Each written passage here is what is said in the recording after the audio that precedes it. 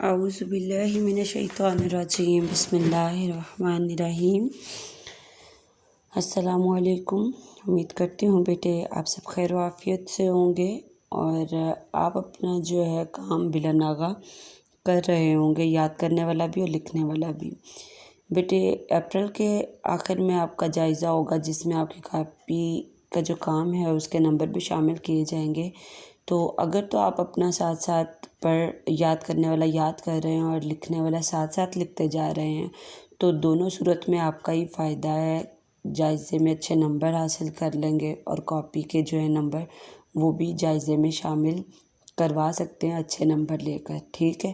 تو اس کے لیے آپ کو اپنا جو ساتھ ساتھ یاد کرنے والا بھی ساتھ ہی کرنا ہے اور روز اپنا لکھنے کا کام بھی روز ہی کرنا ہے، ٹھیک ہے۔ امید کرتی ہوں بیٹے آپ ان باتوں پر عمل کریں گے اور اپنا کام جو ہے وہ ساتھ ساتھ مکمل کرتے جائیں گے۔ چلتے ہیں اپنے لیکچر کی طرف۔ جو گزشتہ لیکچر تھا ہمارا بیٹے اس میں ہم نے ہماری نظم جو حمد ہم پڑھ رہے ہیں اس کے بند نمبر 4 اور 5، 4 ہی ہے نا، بند نمبر 4 اور 5 کی تشریح ہم نے اپنے گزشتہ لیکچر میں کی تھی، اور آج ہم 5ویں بند سے اگلا چھٹا بند جو ہے وہ شروع کریں گے، اور آج ہم اس نظم کے بند نمبر 6 اور بند نمبر 7 کی تشریح کریں گے۔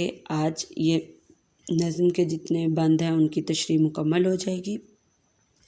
ہم پہلے دیکھتے ہیں یہاں بند نمبر 6 میں قافیہ، ردیف اور گرامر کی جو بھی کوئی چیز کا استعمال ہوا ہے پہلے اس کو دیکھیں گے، اس کا مفہوم دیکھتے ہیں، اس کے مشکل الفاظ کے معنی دیکھتے ہیں، پھر اس کی تشریح کی طرف چلتے ہیں۔ جی تو پہلے میں بند پڑھوں گی۔ بند نمبر 6 جو ہے وہ ہے، ہمیں بھوک کے وقت کس نے کھلایا، ہراس اور خطروں سے کس نے بچایا، ہمارے خدا نے، ہمارے خدا نے۔ اس شعر میں شاعر جو ہے وہ سوالیہ انداز میں کہہ رہا ہے کہ جب بھی ہمیں بھوک محسوس ہوتی ہے، جب ہمیں محسوس ہوتا ہے کہ اب ہمارا پیٹ خالی، ہمیں کھانا چاہیے، جب ہم کھانے کی تلاش میں ہوتے ہیں، جب ہمیں اپنی بھوک مٹانے کے لیے کچھ کھانے کو چاہیے ہوتا ہے، تو اس صورت میں ہمیں کھانا کون دیتا ہے، کھانا دینے والا کون ہے، ہمیں بھوک کے وقت میں رزق دینے والا کون ہے، اور ہمارا بھوک کے وقت یہ پیٹ پالنے والا کون ہے۔ اور پھر وہ کہہ رہا ہے کہ جب بھی کوئی خوف ہوتا ہے، کوئی ڈر ہوتا ہے، ہم پر کوئی مشکل، کوئی خطرہ، کوئی بلا آ جائے تو ان بلاؤں، ان خطروں کو ٹالنے والی ذات کون ہے؟ تو پھر خود ہی جواب دے رہا ہے کہ ہمیں جب بھی بھوک محسوس ہو، ہمیں ہماری بھوک کے وقت میں رزق دینے والا، ہمیں پالنے والا، ہمارا پیٹ بھرنے والا، ہماری بھوک کو مٹانے والا بھی وہی اللہ ہی ہے جس نے ہمیں پیدا کیا ہے، وہی ہمیں پیدا کرنے والا ہے، وہی ہمیں پالنے والا ہے، بے شک اسی نے ہمیں رزق بھی دیا ہے۔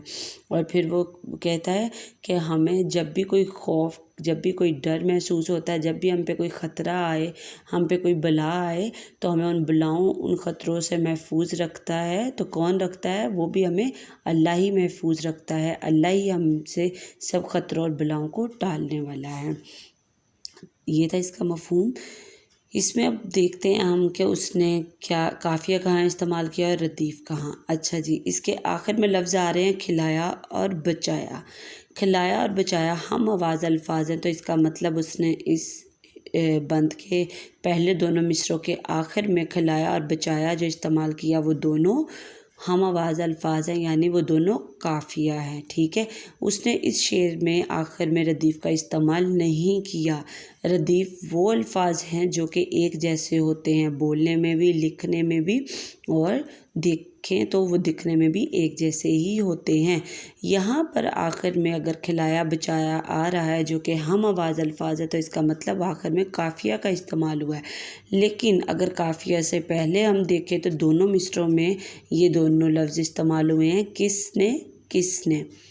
اب میں نے آپ سے کہا تھا کہ جب وہ الفاظ جو دکھنے میں، بولنے میں، لکھنے میں ایک سے ہوں ان کو ردیف کہا جاتا ہے۔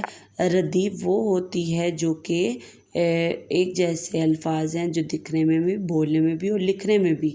لیکن اس کے ساتھ ساتھ میں نے آپ کو بتایا تھا کہ ردیف کا استعمال آخر میں کیا جاتا ہے اور قافیہ ردیف سے پہلے ہوتا ہے، ٹھیک ہے، یہی بتایا تھا میں نے آپ کو۔ لیکن یہاں ایک نئی چیز آ گئی یہاں پر اب شاعر نے کیا کیا ہے، یہ شاعر کا انداز ہے، شاعر پابند نہیں ہے اس چیز کا کہ وہ قافیہ کو آخر میں رکھنے کی بجائے ردیف سے پہلے ہی رکھے گا، اس چیز کا پابند وہ نہیں ہے، ٹھیک ہے۔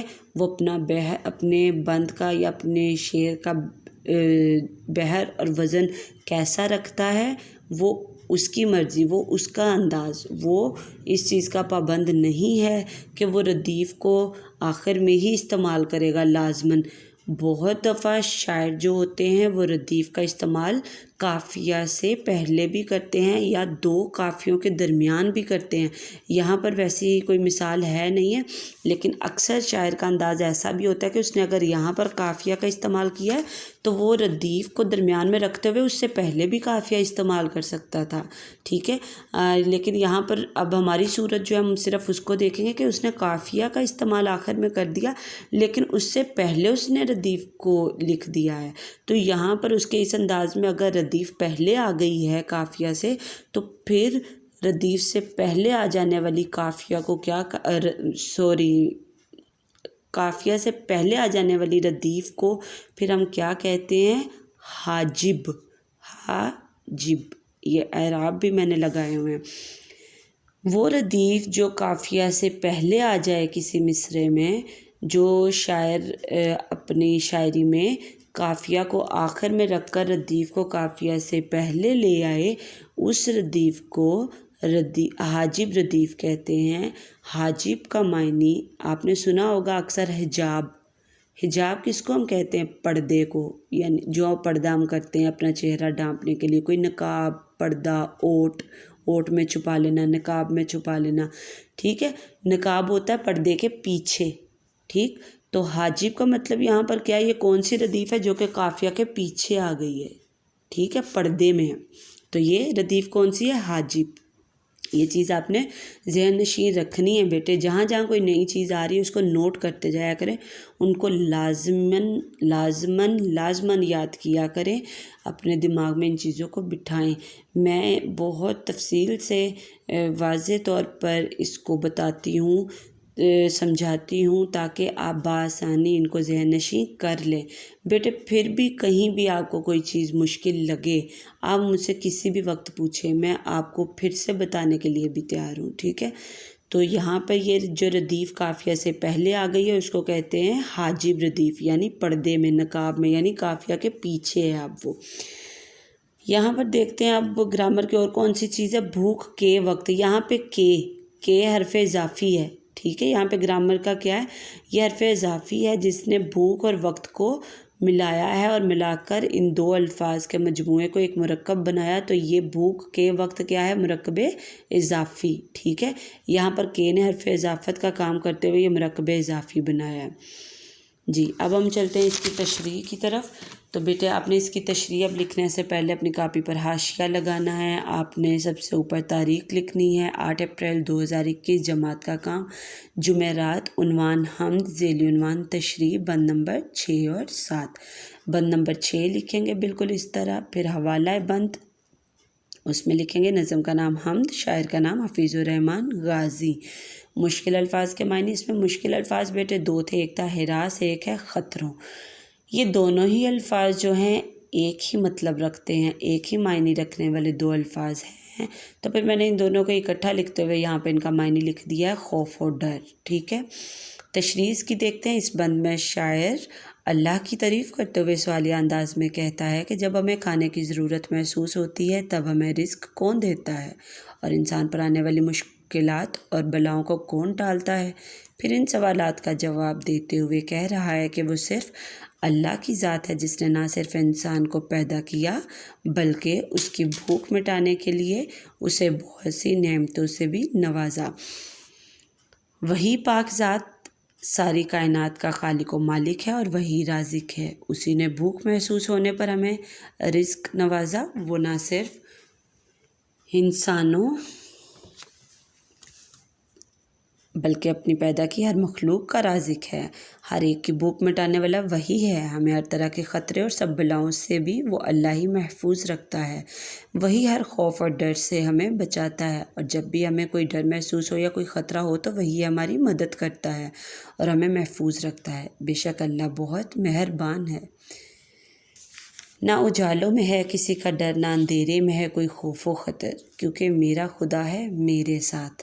یہ جو ہے یہ والا بند آپ اس میں حوالے کے لیے استعمال کریں گے۔ یہ 3 مصرعوں پر مشتمل ایک بند ہے جو یہاں پر حوالے کے لیے استعمال کیا گیا۔ اس کے بعد بند نمبر 7 پر آ جائیں۔ بند نمبر 7 دیکھیں، ہمیں سیدھے رستے پہ کس نے چلایا، برائی کے رستوں سے کس نے بچایا، ہمارے خدا نے، ہمارے خدا نے۔ اس بند میں اب شاعر کیا کہہ رہا ہے کہ ہمیں پیدا کرنے والا تو وہ اللہ ہے، ہمیں اس دنیا میں اس اللہ نے بھیجا ہے، تو پھر ہمیں اس دنیا میں سیدھے رستے اور برے رستے کی تمیز کس نے بتائی ہے، ہمیں سیدھا رستہ کس نے دکھایا ہے، ہمیں اچھے کاموں کی جو تلقین ہے وہ کرنے والا کون ہے، ہمیں جو ہے حق اور سچ کا راستہ جو دکھایا وہ کس نے دکھایا، ہمیں برے کاموں میں اور اچھے کاموں میں تمیز کس نے بتائی، ہمیں کس نے بتایا کہ ہمیں کون سا راستہ اپنانا ہے، کون سا نیکی کا راستہ ہے، کون سا بدی کا راستہ ہے، کس راستے کو چھوڑنا ہے ہمیں اور کس راستے کو اپناتے ہوئے زندگی گزارنی ہے۔ اور اسی طرح وہ کہہ رہا ہے، یہاں پہ سوال کر رہا ہے کہ ہمیں نیکی کے راستے پر چلانے والا کون ہے، ہمیں برے کاموں سے بچانے والا کون ہے، کس نے ہمیں برے کاموں کی تمیز بتائی، کس نے ہمیں بتایا کہ کون سا راستہ غلط ہے، اور پھر کس نے ہمیں جو ہے صراط مستقیم دکھایا، کس نے ہمیں بتایا کہ ہمارے لیے زندگی گزارنے کے لیے کون سے راستے بہتر ہے اور کون سا راستہ غلط ہے۔ پھر وہ خود ہی جواب دے رہا ہے کہ ہمیں اس دنیا میں بھیجنے والا وہ خدا ہے، اور اسی نے ہمیں اچھے اور برے میں فرق بتایا، اسی نے اپنے انبیاء رسولوں کو بھیجا ہمیں ہدایت کے لیے، اسی نے اپنی آخری کتاب نازل فرمائی جس میں ہمیں ہدایت کے سب راستے دکھا دیے، ہمیں سچ کی باتیں بتا دی، اسی نے اپنے آخری پیغمبر حضرت محمد صلی اللہ علیہ وآلہ وسلم کو ہماری طرف بھیجا تاکہ وہ ہمیں نیکی اور بدی کا فرق بتا سکیں، وہ ہمیں جہالت سے نکال کر اسلام کی روشنیوں میں لے آئیں، وہ ہمیں اندھیروں سے نکال کر، ہمیں جہالت کے اندھیروں سے نکال کر ہمیں سیدھے راستہ کس نے دکھایا، اسی اللہ نے ہی دکھایا۔ کن کے ذریعے؟ اپنے انبیاء رسولوں، اپنی آخری کتاب اور اپنے پیارے پیغمبر کے ذریعے ہمیں اس نے سیدھا راستہ دکھایا، وہ راستہ جو کہ اس کو پسند ہے، جو کہ صراط مستقیم، اور ہمیں برائی کے راستے سے اسی نے ہی بچایا ہے۔ ٹھیک ہے، اس میں اب دیکھ لیں، اس میں گرامر کا ہے، اس میں سیدھے راستے، اب اس میں راستے کی ہم صفت بیان کر رہے ہیں نا، راستہ برا بھی ہے، راستہ سیدھا بھی ہے، اچھا بھی ہے، برا بھی ہے۔ یہاں پر سیدھے راستے ایک مرکب ہے، 2 الفاظ کا مجموعہ ہے، ٹھیک ہے، تو یہ کون سا مرکب ہے؟ اس میں راستے کی تعریف ہو رہی ہے نا، اس میں راستے کی صفت ہم بیان کر رہے ہیں نا، اس کی خوبی بتا رہے ہیں کہ راستہ سیدھا ہے، تو پھر یہ مرکب توصیفی ہے، ٹھیک ہے۔ اسی طرح یہاں پہ اس نے کس نے استعمال کیا، تو مطلب حرف استفہام ہے، اور اس نے سوالیہ علامت کا بھی استعمال کیا ہے، سوالیہ انداز میں اس نے دونوں مصرعے جو ہیں وہ لکھے ہیں، ٹھیک۔ اب اس میں چلایا اور بچایا کیا ہے؟ قافیہ ہے۔ پچھلے شعر کی طرح اس میں بھی اس نے قافیہ کا استعمال آخر میں کرتے ہوئے ردیف اس سے پہلے استعمال کی ہے، تو یہاں پر بھی یہ جو کس نے ہے جو کہ قافیہ سے پہلے ردیف استعمال ہوئی ہے، تو یہ ردیف کون سی ہے؟ یہ حاجب ردیف ہے، یعنی قافیہ سے پیچھے وہ چھپ گئی ہے، نقاب میں ہے، تو یہ کون سی ردیف ہے؟ یہ ردیف حاجب ہے جو کہ قافیہ سے پہلے استعمال ہوئی ہے مصرعے میں، ٹھیک ہے۔ اور اس میں مرکب اضافی کیا ہے؟ برائی کے رستوں، یہ ایک مرکب ہے جس میں برائی کے رستوں، برائی اور رستے ایک مجموعہ بنا دیا، کس کی مدد سے؟ کے کی مدد سے۔ کے یہاں پر کیا ہے؟ حرف اضافت ہے، جس نے اضافہ کیا ہے، تو یہ پھر کون سا مرکب ہوا؟ مرکب اضافی، ٹھیک ہے۔ اب ہم چلتے ہیں اس کی تشریح پر، بند نمبر 7 کی تشریح دیکھتے ہیں۔ اس میں بھی حوالہ بند پہلے لکھیں گے، نظم کا نام حمد، شاعر کا نام حفیظ الرحمن غازی۔ اس کی تشریح دیکھیں۔ اس بند میں شاعر اللہ کی شان بیان کرتے ہوئے سوال اٹھاتا ہے کہ ہمیں سچائی اور حق کا راستہ کس نے دکھایا، اس دنیا میں رہتے ہوئے برائی سے خود کو محفوظ رکھنے کا طریقہ ہمیں کس نے بتایا ہے، پھر خود ہی اس سوال کا جواب دیتے ہوئے کہتا ہے کہ ہمیں پیدا کرنے والا اللہ ہے اور اسی نے ہمیں کفر اور جہالت کے اندھیروں سے نکال کر اسلام سے واقف کروایا ہے۔ اللہ نے اس دنیا میں ہمیں سیدھا راستہ دکھانے اور ہماری رہنمائی کے لیے اپنے انبیاء کرام کو بھیجا اور ہم پر اپنی آخری کتاب قرآن مجید نازل فرما کر ہمیں زندگی گزارنے کا اصل مقصد بتایا۔ ہمیں ہدایت کا راستہ اسی نے دکھایا ہے۔ وہی پاک ذات ہے جس نے ہمیں نیکی کے راستے پر چلایا اور برائیوں سے محفوظ رکھا، ہمیں برائی کے راستے سے ہٹا کر صراط